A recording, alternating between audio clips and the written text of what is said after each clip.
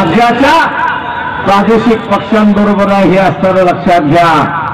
आणि म्हणूनच काँग्रेस राष्ट्रवादी कुठेच नाहीये, आपला सामना हा सेना बीजेपी बरोबर आहे हे आपण लक्षात घ्या। इथल्या काँग्रेसवाल्यांना विचारतो की पुन्हा महात्मा गांधीच्या पुतळ्यावरती गोळी झाडण्यात आली।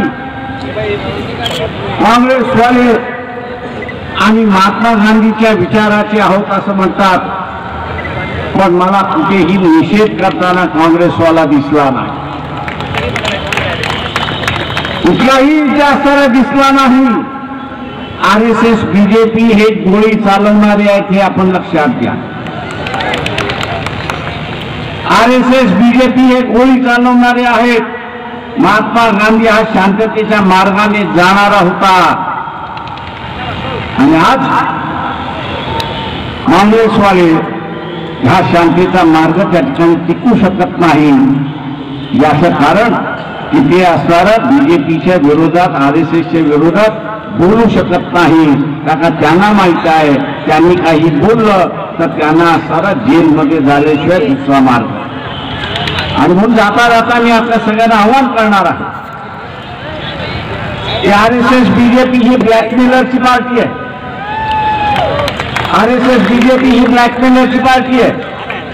त्यांनी मलाही ब्लॅकमेलिंग करण्याचा प्रयत्न केला की मोदींना असणारा खून करण्याचा जो कट होता त्याच्यामध्ये प्रकाश आंबेडकर होते। अरे म्हटलं मला पहिल्यांदा पकडा, का 2 महिने जेलमध्ये तरी आराम करा।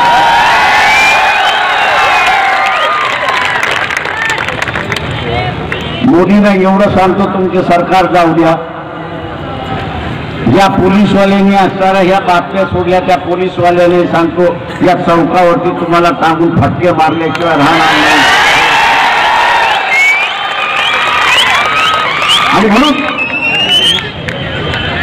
आणि म्हणून जे सरकार नीतिमत्तेचं ना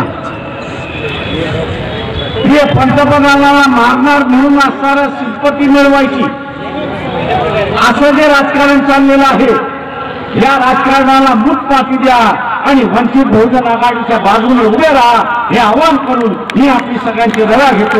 या घेऊन यावा।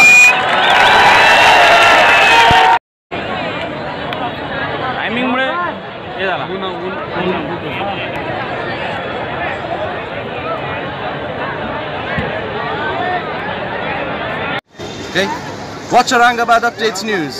Watch, like, subscribe, share.